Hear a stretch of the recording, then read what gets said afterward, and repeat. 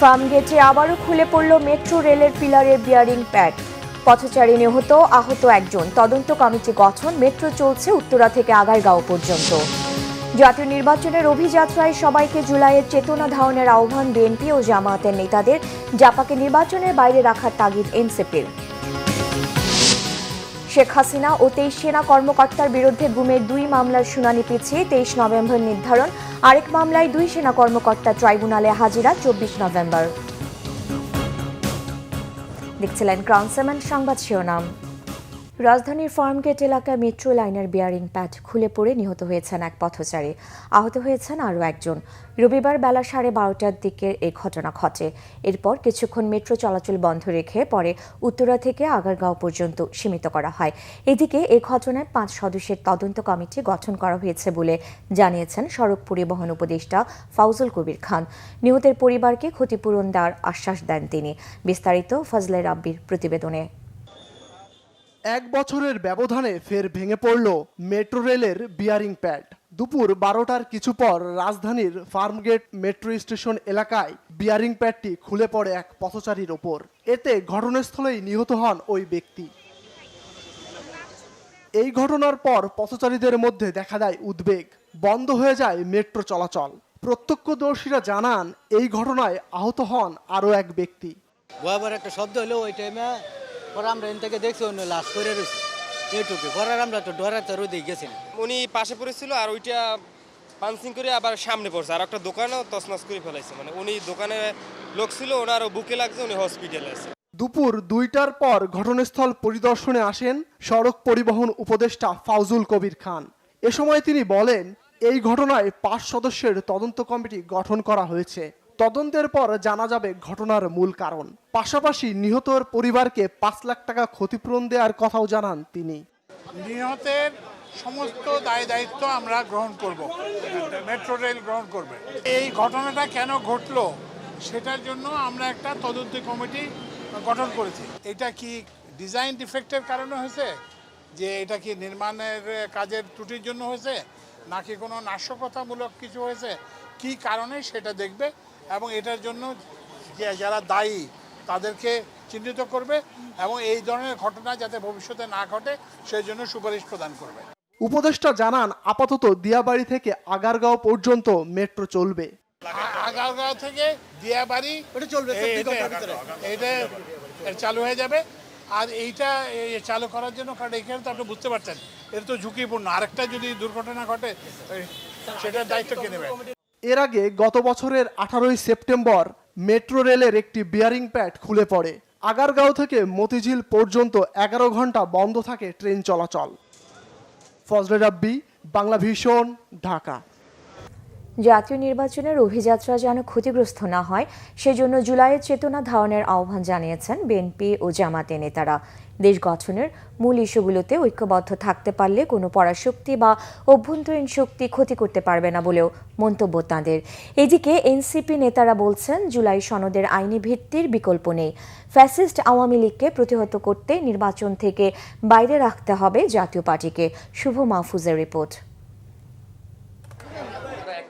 গণ অধিকার পরিষদের ৪র্থ প্রতিষ্ঠাবার্ষিকীতে শুভেচ্ছা জানাতে রবিবার রাজধানীর ডিপ্লোমা ইঞ্জিনিয়ার্স ইনস্টিটিউশনে আসেন ফ্যাসিবাদ বিরোধী রাজনৈতিক দলের শীর্ষ নেতারা।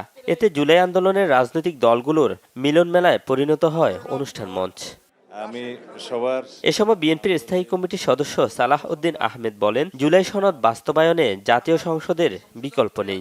আর সাংঘর্ষিক রাজনীতি পরিহার করে গণতন্ত্রের ধারা অব্যাহত রাখতে অংশগ্রহণমূলক নির্বাচনের আহ্বান জানান দলের আরেক স্থায়ী কমিটির সদস্য আমির খসরু মাহমুদ চৌধুরী। সকলে ঐক্যবদ্ধভাবে অংশগ্রহণের মাধ্যমে বাংলাদেশে একটা গণতান্ত্রিক অর্ডার ফিরিয়ে আনতে হবে। এখন রাস্তার আন্দোলন নয়, এখন আন্দোলন হচ্ছে জনগণের কাছে আমাদেরকে যেতে হবে। আমরা সাংঘর্ষিক রাজনীতির দিকে যেতে পারবো না, আমরা হিংসাপরায়ণ রাজনীতির দিকে যেতে পারবো না। আমরা পরস্পরের সাথে সম্পর্ক নষ্ট করে রাজনীতি করে যদি যাই, আবার সেই পুরনো কালচার আমাকে ফিরে যেতে হবে। জুলাই জাতীয় সনদ প্রণীত হয়েছে, যেভাবে সবাই স্বাক্ষরিত করেছেন এবং সেখানে যেগুলো নোট অফ ডিসেন্ট সহকারে সম্মতি প্রকাশ করা হয়েছে, হুবহু এই জুলাই জাতীয় সনদকে বাস্তবায়নের জন্য সার্বভৌম জনগণের সম্মতির ভিত্তিতে যখন একটা পার্লামেন্টের উপর বাধ্যবাধকতার সৃষ্টি করা হবে, তখন সেই জায়গা থেকে কোনো সংসদ সদস্য এবং সেই জাতীয় সংসদ সরতে পারবে না। এবং সেইটাই হচ্ছে প্রকৃত জনগণের অভিপ্রায় এবং কনস্টিটিউয়েন্ট পাওয়ার। সেই জনগণের কনস্টিটিউশন পাওয়ারটা গণভোটের মাধ্যমে প্রকাশিত হবে বলেই সেই পার্লামেন্ট তার বাইরে যেতে পারবে না।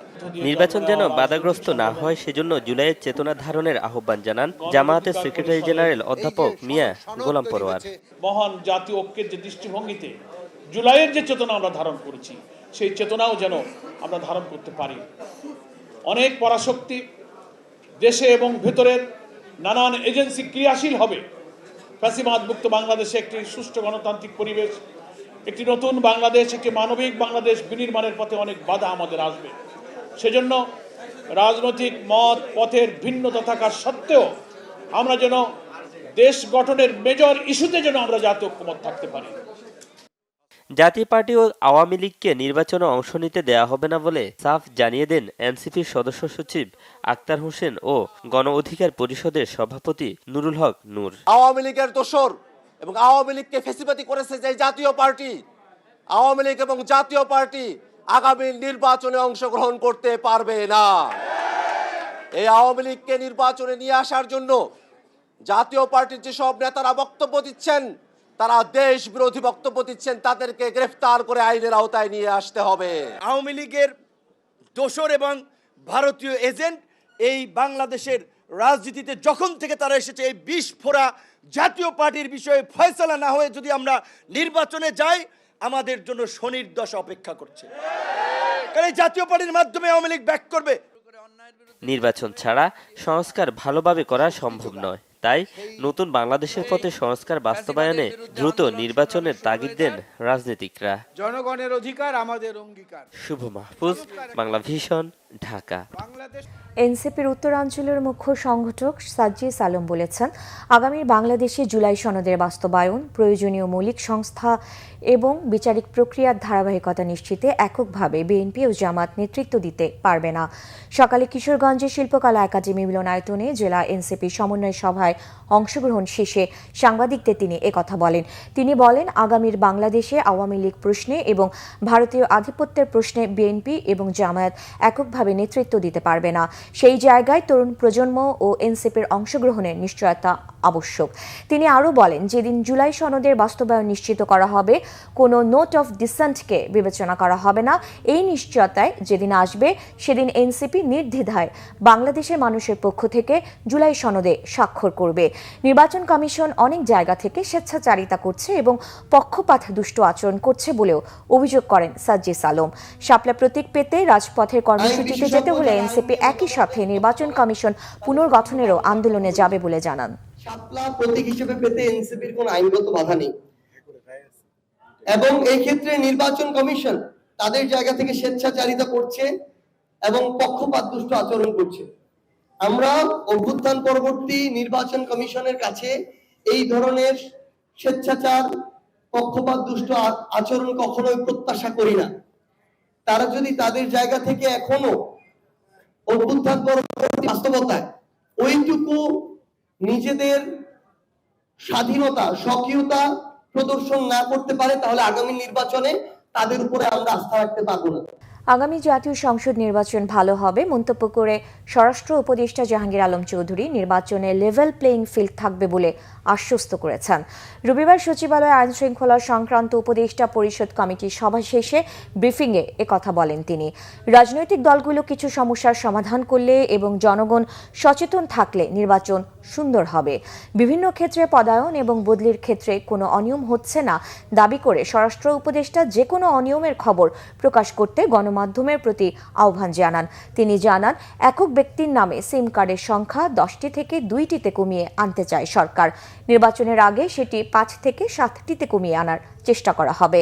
তারেক রহমানের জন্য বুলেট প্রুফ গাড়ির অনুমতি দেয়ায় তার নিরাপত্তা নিয়ে কোনো শঙ্কা আছে কিনা এমন প্রশ্নে সরাসরি কোনো উত্তর না দিয়ে স্বরাষ্ট্র উপদেষ্টা বলেন, অন্য কেউ চাইলেও অনুমতি দেওয়া হবে। সভায় দেশের সার্বিক আইন শৃঙ্খলা পরিস্থিতি নিয়েও আলোচনা হয়। পলিটিক্যাল পার্টি তারা তাদের প্রবলেমগুলি সমাধান করবে, এবং এই তারা যদি পলিটিক্যাল পার্টিতে তারা যদি নিজস্ব সমাধান করে ফেলায় এবং জনগণ যদি সচেতন থাকে তবে নির্বাচন আলায় দিলে ভালো হবে। লেভেল প্লেয়িং ফিল্ড আগেও ছিল, ভবিষ্যতেও থাকবে, সব সময় থাকবে। রাজনৈতিক দলগুলি আমার এখানে কোনো আপত্তি আসে নাই। এখন এখানে আপনারাও কোনো দিন বলতে পারেন নাই যে আমরা যে এই পক্ষপাতিত্বভাবে করছি, কি বলে কারো পোস্টিং করছি। এটা 10টা থেকে আমরা আস্তে আস্তে এটা কমায় নিয়ে আসবো। আমরা 5টায় আমরা আলটিমেটলি চাবো হয়তো 2টায় গিয়ে আমরা থামবো, কিন্তু এই মুহূর্তে আমরা 2টায় যেতে পারবো না, বাট আমরা আস্তে আস্তে কমায় নিয়ে আসবো। প্রধান উপদেষ্টা অধ্যাপক মোহাম্মদ ইউনূসের সাথে সৌজন্য সাক্ষাৎ করেছেন সফররত পাকিস্তানের জয়েন্ট চিফ অফ স্টাফ কমিটির চেয়ারম্যান জেনারেল সাইদ শামসাদ মির্জা। শনিবার রাতে রাষ্ট্রীয় অতিথি ভবন যমুনায় তাদের এ সাক্ষাৎ হয়। সাক্ষাতে তারা বাংলাদেশ পাকিস্তান সম্পর্কে দ্বিপাক্ষিক বাণিজ্য, বিনিয়োগ ও প্রতিরোধ সহযোগিতা সহ বিভিন্ন বিষয়ে আলোচনা করেন। এছাড়া দুদেশের মধ্যে ঐতিহাসিক, সাংস্কৃতিক ও জনগণের মধ্যে সম্পর্ক ভাগ করে নেওয়ার উপর জোর দেন। জেনারেল মির্জা কয়েকটি ক্ষেত্রে সহযোগিতা জোরদারে পাকিস্তানের ইচ্ছা প্রকাশ করেন। তিনি দুদেশের মধ্যে সম্প্রসারণ, সংযোগ ও বিনিয়োগের বিশাল সম্ভাবনার কথা উল্লেখ করেন। করাচি ও চট্টগ্রামের মধ্যে জাহাজ চলাচল চালু হয়েছে। পাশাপাশি ঢাকা করাচি বিমান রুট কয়েক মাসের মধ্যে চালুর আশাও করছেন জেনারেল মির্জা। তারা ভুল তথ্যের ক্রমবর্ধমান চ্যালেঞ্জ এবং বিভিন্ন অঞ্চলে শান্তি ও স্থিতিশীলতা নষ্টের জন্য অরাষ্ট্রীয় শক্তিগুলির সামাজিক যোগাযোগ মাধ্যমের অপব্যবহার নিয়ে মতবিনিময় করেন। বিশৃঙ্খলা তৈরির জন্য ভুয়া খবর এবং বিভ্রান্তিকর তথ্য সামাজিক যোগাযোগ মাধ্যমে ছড়িয়ে ব্যবহার করা হচ্ছে। এ ধরনের বিপদ মোকাবেলায় একটি সমন্বিত বিশ্বব্যাপী প্রচেষ্টা থাকা আবশ্যক বলে উল্লেখ করেন প্রধান উপদেষ্টা। সাবেক প্রধানমন্ত্রী শেখ হাসিনা ও 23 সেনা কর্মকর্তা সহ 30 জনের বিরুদ্ধে গুমের 2টি মামলার পরবর্তী শুনানি 20 নভেম্বর থেকে পিছিয়ে 23 নভেম্বর নেওয়া হয়েছে। রবিবার প্রসিকিউশনের আবেদনে ট্রাইব্যুনাল 1-এ তারিখ দেওয়া হয়। 23 নভেম্বর 2 মামলায় গ্রেপ্তার হয়ে সেনানিবাসের ভেতরে সাব জেলে থাকা 13 সেনা কর্মকর্তাকে ট্রাইব্যুনালে হাজির করা হবে। এছাড়া জুলাই আন্দোলন চলাকালে রাজধানীর রামপুরায় 28 জনকে হত্যার মামলার পরবর্তী শুনানি 5 নভেম্বর থেকে পিছিয়ে 24 নভেম্বর নেওয়া হয়েছে। এই মামলার 4 আসামির মধ্যে গ্রেফতার থাকা লেফটেন্যান্ট কর্নেল রেদওয়ানুল ইসলাম সহ 2 সেনা কর্মকর্তাকে 24 নভেম্বর ট্রাইব্যুনালে হাজির করা হবে। অন্যদিকে সাবেক প্রধানমন্ত্রী শেখ হাসিনা ও সাবেক সেনা কর্মকর্তা জিয়াউল হাসান সহ 11 জনের বিরুদ্ধে গুমের আরেকটি মামলার তদন্ত প্রতিবেদন দাখিলের জন্য 11 ডিসেম্বর পর্যন্ত সময় দেওয়া হয়েছে। এই বিবিধ মামলা থেকে যে 2টি মামলা ট্রাইব্যুনালে এসেছে সে দুটি মামলাতেও সাবেক প্রধানমন্ত্রী, তার নিরাপত্তা উপদেষ্টা, তৎকালীন স্বরাষ্ট্রমন্ত্রী সহ বেশ কয়েকজন অবসরপ্রাপ্ত এবং সার্ভিং সামরিক কর্মকর্তারা আসামি হিসাবে ছিলেন।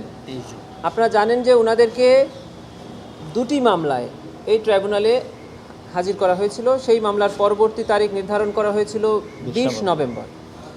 প্রসিকিউশনের পক্ষ থেকে আজকে একটি আবেদন করে এই মামলার তারিখ পরিবর্তনের জন্য আমরা একটা প্রার্থনা করেছিলাম। সেই আবেদন মঞ্জুর হয়ে আগামী নভেম্বর মাসের 23 তারিখে ও 2টি মামলার পরবর্তী তারিখ নির্ধারণ করা হয়েছে। অতএব ওনাদেরকে পরবর্তী তারিখ যেটা 20 নভেম্বর ছিল সেটা পরিবর্তিত হয়ে 23 নভেম্বরে পরিবর্তিত হয়েছে এবং স্থানান্তরিত হয়েছে। সততা ও নিষ্ঠার সাথে উন্নয়নমূলক কার্যক্রমের মাধ্যমে দেশ গঠনে কোর অব ইঞ্জিনিয়ার্সের প্রশংসনীয় ভূমিকা ভবিষ্যতেও অব্যাহত থাকবে বলে আশাবাদ ব্যক্ত করেছেন সেনাপ্রধান জেনারেল ওয়াকারুজ্জামান। সকালে নাচুরের কাদিরাবাদ সেনানিবাসে engineer centre and school of military ইঞ্জিনিয়ারিংয়ের কোর অব ইঞ্জিনিয়ার্সের 9ম কর্নেল কমান্ড্যান্ট অভিষেক অনুষ্ঠান এবং বার্ষিক অধিনায়ক সম্মেলন 2025-এ যোগ দিয়ে তিনি কথা বলেন। এ সময় সেনা সদস্যদের প্যারেড পরিদর্শন করেন তিনি। কোরের সক্ষমতা বৃদ্ধি সহ নানাবিধ কাজ করে যাওয়ার প্রতিশ্রুতি জানিয়ে সেনাপ্রধান আরও বলেন, এই কোরের কল্যাণমূলক কার্যক্রম বাড়াতে চেষ্টা করা হবে। বলেন, বিদেশের মাটিতে রাস্তা নির্মাণ, কালভার্ট নির্মাণ, অবকাঠামো নির্মাণে দক্ষতার সাথে কাজ করে যাচ্ছে এই কোর।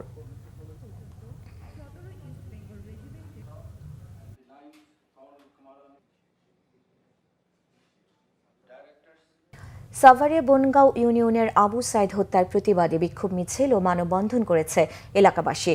দুপুরে ঢাকা আরিচা মহাসড়কের বুলিয়ার পুর বাস স্ট্যান্ড এলাকায় মানববন্ধন শেষে বিক্ষোভ করে তারা সড়ক অবরোধ করে।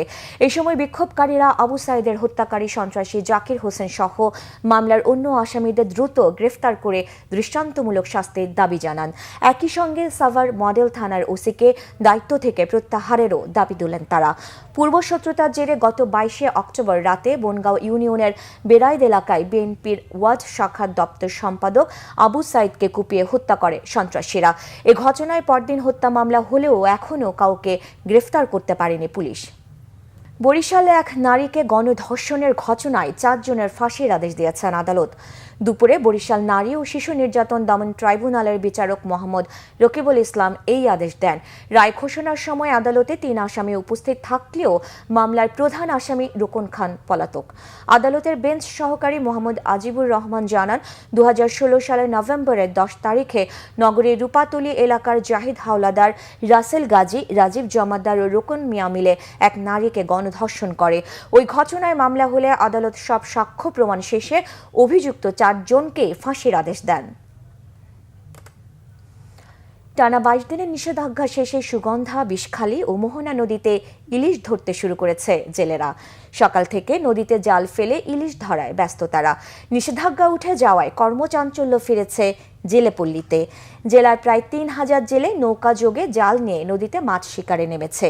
জেলা মৎস্য কর্মকর্তা জানান, ইলিশ সংরক্ষণ অভিযানে 22 দিনের নিষেধাজ্ঞা সফলভাবে সম্পন্ন হয়েছে। মিঠা পানিতে ইলিশ এখন সাগরমুখী। এদিকে মধ্যরাত থেকে মোহনা নদী ও গভীর সাগরে মাছ শিকারে নেমেছেন জেলেরা। তবে নদ নদীতে আশানুরূপ মাছ না পেয়ে হতাশ জেলেরা। বান্দরবানের থানচিতে ভয়াবহ আগুনে 11টি দোকান পুড়ে গেছে। গতকাল গভীর রাতে বলিবাজারে একটি চা দোকান থেকে আগুনের সূত্রপাত হলে মুহূর্তেই তা আশেপাশে ছড়িয়ে পড়ে। প্রায় 1 ঘন্টা চেষ্টা চালিয়ে আগুন নিয়ন্ত্রণে আনে স্থানীয়রা। আগুনের তীব্রতা বেশি থাকায় 11টি দোকান পুড়ে ছাই হয়ে যায়।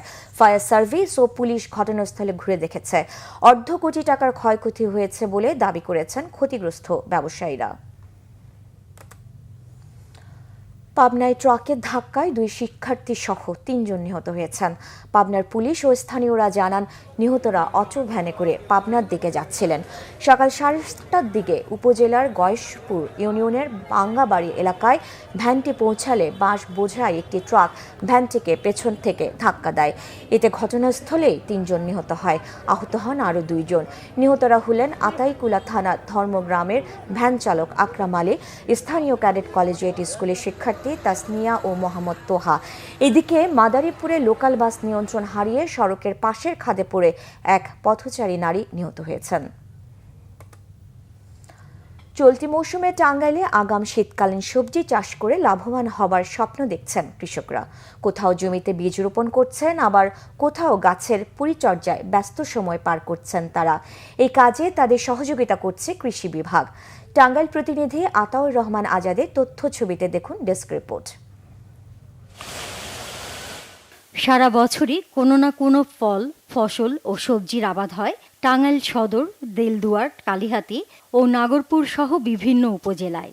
গেল বছরেও এসব উপজেলায় প্রচুর পরিমাণে আগাম শীতকালীন সবজির আবাদ হয়েছিল। ব্যাপক লাভবান হয়েছিলেন কৃষকরা। এ বছরও শীত শুরুর আগেই শুরু হয়েছে ফুলকপি, বাঁধাকপি, পটল, টমেটো, করলা, বেগুন সহ শীতকালীন নানা সবজি চাষ। পুরো শীতের সময়েই বাজারে শীতকালীন সবজির চাহিদা থাকে। তবে মৌসুমের শুরুতে শীতকালীন সবজির ভালো দাম পাওয়া যায়। আবহাওয়া অনুকূলে থাকলে টমেটো 30 দিনে, ফুলকপি 15 দিনের মধ্যে ফলন আসবে বলেও জানান তারা। যদি আগাম চাষ না করি, পরবর্তীতে দেখা যায় সবাই একত্রে চাষ করলে বাজারে আমদানি বেশি হয়, যার কারণে আমি এই কপি প্লাস টমেটোর দামটা অনেক কম পাই। আগাম করলে লাভ হয় কি, আগাম করলে পরে একটু দামটা ভালো পাওয়া যায়, আর পরে তো একবার গেটটা মেরে যায় তখন দামটা একটু কমে যায়। এখানে আগাম করার চেষ্টা করি, আগাম করি, আগাম আবাদ করি। আগাম আবাদটা হলে পয়সা বেশি পাই, পরে হইলে পয়সাটা কম পাই বা লস। জেলায় এবার আগাম শীতকালীন সবজি চাষ বেড়েছে। এরই মধ্যে কৃষকদের মধ্যে উন্নত জাতের বীজ, সার ও কীটনাশক সরবরাহ করা হয়েছে বলে জানিয়েছে কৃষি বিভাগ। তো গত বছরের যে আমাদের লক্ষ্যমাত্রা ছিল, আমরা আশা করতেছি আমাদের লক্ষ্যমাত্রা অর্জন করতে সক্ষম হব এবং বাজারে বর্তমানে যে সবজির মূল্য আছে কৃষকরা এতে লাভবান হবে বলে আমরা বিশ্বাস করছি। সুষ্ঠু বাজার ব্যবস্থাপনা থাকলে কৃষকরা আরও লাভবান হবেন বলে আশা সংশ্লিষ্টদের। Bangla Vision news desk. দেশের বিভিন্ন জায়গার আরও কিছু খবর নিয়ে এবার দেখুন একটি ডেস্ক রিপোর্ট। নাটোর শহরের আলাইপুর উপশহর মাঠে ইমাম মুয়াজ্জিন ও ওলামা মাশায়েখদের মতবিনিময় সভা হয়েছে। এতে বক্তব্য রাখেন বিএনপির কেন্দ্রীয় নেতা অ্যাডভোকেট এম রুহুল কুদ্দুস তালুকদার দুলু। বিএনপির ভারপ্রাপ্ত চেয়ারম্যান তারেক রহমানের ৩১ দফার লিফলেট বিতরণ ও গণমিছিল হয়েছে দক্ষিণ সুরমার সিলেট ঢাকা মহাসড়কের চণ্ডীপুল পয়েন্টে। এতে অংশ নেন বিএনপির ভারপ্রাপ্ত চেয়ারম্যান তারেক রহমানের উপদেষ্টা ও দলের কেন্দ্রীয় আন্তর্জাতিক বিষয়ক সম্পাদক ব্যারিস্টার এম এ সালাম। বিএনপির ৩১ দফা বাস্তবায়নের লক্ষ্যে উঠান বৈঠক হয়েছে মুন্সিগঞ্জে টঙ্গিবাড়ির কাঠাদিয়া শিমুলিয়া সরকারি প্রাথমিক বিদ্যালয় মাঠে। এতে প্রধান অতিথির বক্তব্য রাখেন বিএনপির যুগ্ম মহাসচিব অ্যাডভোকেট আব্দুস সালাম আজাদ। আগামী জাতীয় সংসদ নির্বাচনে বিজয়ী হওয়ার লক্ষ্যে সকল নেতাদের কাজ করার আহ্বান জানিয়েছেন বিএনপির জাতীয় নির্বাহী কমিটির সহ সাংগঠনিক সম্পাদক সেলিমুজ্জামান সেলিম। গোপালগঞ্জের কাশিয়ানী উপজেলা বিএনপি ও সহযোগী সংগঠন আয়োজিত মতবিনিময় সভায় তিনি প্রধান অতিথির বক্তব্যে কথা বলেন। বিএনপির ভারপ্রাপ্ত চেয়ারম্যান তারেক রহমান ঘোষিত ৩১ দফা প্রচারপত্র বিতরণ করা হয়েছে। বাগেরহাট সরকারি পিসি কলেজের শিক্ষার্থীদের মাঝে এই প্রচারপত্র বিতরণ করেন জেলা বিএনপির সাবেক সভাপতি এম এ সালাম। এ সময় তার সাথে ছিলেন পৌর বিএনপির সভাপতি শাহেদ আলী রবি, ছাত্রদল নেতা আলী সাদ্দাম দ্বীপ সহ অনেক নেতাকর্মী। জামিয়াতুল মোদাররেসিন চট্টগ্রাম উত্তর দক্ষিণ জেলা ও মহানগর শাখার অভিষেক অনুষ্ঠান হয়েছে চট্টগ্রাম মহানগরীর এলজিইডি মিলনায়তনে। এতে প্রধান অতিথি ছিলেন জামিয়াতুল মোদাররেসিনের কেন্দ্রীয় সভাপতি দৈনিক ইনকিলাব সম্পাদক এএমএম বাহাউদ্দিন। মুন্সিগঞ্জের শ্রীনগর উপজেলার ষোলঘর বাজার, কেওটাখালী বাজার ও হাসারা বাজারে বিএনপির ৩১ দফা কর্মসূচির লিফলেট বিতরণ করা হয়েছে। পরে সাংবাদিকদের সাথে কথা বলেন দলটির কেন্দ্রীয় নির্বাহী কমিটির স্বেচ্ছাসেবক বিষয়ক সম্পাদক মীর শরফত আলী সপু। এ সময় তিনি অভিযোগ করেন একটি গোষ্ঠী এখনও নির্বাচনী প্রক্রিয়াকে বিতর্কিত করার অপচেষ্টা চালিয়ে যাচ্ছে। জাতীয়তাবাদী আইনজীবী ফোরাম খাগড়াছড়ি জেলা শাখার উদ্যোগে বিএনপির ৩১ দফার লিফলেট বিতরণ করা হয়েছে। রামগড় উপজেলার মাস্টারপাড়া, সোনাইপুল ও কালারডেবা বাজার সহ বিভিন্ন জায়গায় এই লিফলেট বিতরণ করা হয়। মানিকগঞ্জে রাষ্ট্র কাঠামো মেরামতের ৩১ দফা বাস্তবায়নে নির্বাচনী আলোচনা সভা অনুষ্ঠিত হয়েছে। শহরের উত্তর সাঁওতা এলাকায় এতে বক্তব্য রাখেন জেলা যুব দলের সিনিয়র যুগ্ম আহ্বায়ক জিয়াউদ্দিন আহমেদ কবির। সাতক্ষীরায় গণমিছিল ও সমাবেশ করেছেন বিএনপি নেতা ডক্টর মোহাম্মদ মনিরুজ্জামান মনির। এতে সভাপতিত্ব করেন উপজেলা বিএনপির সাবেক আহ্বায়ক সোলাইমান কবির। টাইফয়েড টিকাদানে উদ্বুদ্ধকরণের লক্ষ্যে জাতীয় গণমাধ্যম ইনস্টিটিউট টিসিবি ভ্যাকসিন ক্যাম্পেইন ২০২৫ শীর্ষক কর্মশালা হয়েছে ময়মনসিংহে। এতে প্রধান অতিথি ছিলেন প্রকল্প পরিচালক ও তথ্য ও সম্প্রচার মন্ত্রণালয়ের অতিরিক্ত সচিব ডক্টর মোহাম্মদ আলতাফুল আলম। মাঠ পর্যায়ে সুষ্ঠু ও সফলভাবে সর্বজনীন পেনশন স্কিম বাস্তবায়নের লক্ষ্যে খুলনা বিভাগীয় পর্যায়ে শুরু হয়েছে সর্বজনীন পেনশন মেলা। খুলনা বিভাগীয় কমিশনারের কার্যালয়ের অডিটোরিয়ামে দিনব্যাপী এই মেলার আয়োজন করা হয়। এর আগে বিভাগীয় প্রশাসন চত্বরে হয় শোভাযাত্রা। ২০০৯ সালে ঘোষিত প্রস্তাবিত ভৈরব জেলা অবিলম্বে বাস্তবায়নের দাবিতে ঢাকা, সিলেট ও ভৈরব কিশোরগঞ্জ ময়মনসিংহ মহাসড়ক অবরোধ করে বিক্ষোভ ও প্রতিবাদ সভা করেছে সর্বস্তরের ছাত্র জনতা। গাজীপুরের কোনাবাড়িতে স্বামী ও শ্বশুরকে মামলা দিয়ে হয়রানির অভিযোগ এনে এর প্রতিবাদে বাবা ও তার স্বজনদের বিরুদ্ধে সংবাদ সম্মেলন করেছে মেয়ে। গাজীপুরের কোনাবাড়ি ট্রাক স্টেশন এলাকায় এই সম্মেলনে লিখিত বক্তব্য পড়েন Marzia. Nazneen Akter, Bangla Vision news desk. সংবাদ শেষ করব ক্রাউন 7 শিরোনামগুলো আরেকবার জানিয়ে। ফার্মগেটে আবারও খুলে পড়ল মেট্রো রেলের পিলারের বিয়ারিং প্যাড, পথচারী নিহত, আহত একজন। তদন্ত কমিটি গঠন, মেট্রো চলছে উত্তরা থেকে আগারগাঁও পর্যন্ত। জাতীয় নির্বাচনের অভিযাত্রায় সবাইকে জুলাইয়ের চেতনা ধারণের আহ্বান বিএনপি ও জামায়াত নেতাদের। জাপাকে নির্বাচনের বাইরে রাখার তাগিদ এনসিপির। শেখ হাসিনা ও 23 সেনা কর্মকর্তার বিরুদ্ধে গুমের 2 মামলায় শুনানি পিছিয়ে 23 নভেম্বর নির্ধারণ। আরেক মামলায় 2 সেনা কর্মকর্তা ট্রাইব্যুনালে হাজিরা 24 নভেম্বর। এই ছিল এখনকার মতো। পরের সংবাদ সন্ধ্যা 7:30টায় দেখার আমন্ত্রণ রইল। এছাড়া বাংলা ভিশন সংবাদ ও সংবাদ সংশ্লিষ্ট অনুষ্ঠান দেখতে ভিজিট করুন www.vvnews24.com ও facebook.com/banglavisionnews এবং সাবস্ক্রাইব করুন youtube.com/banglavisionnews। ধন্যবাদ।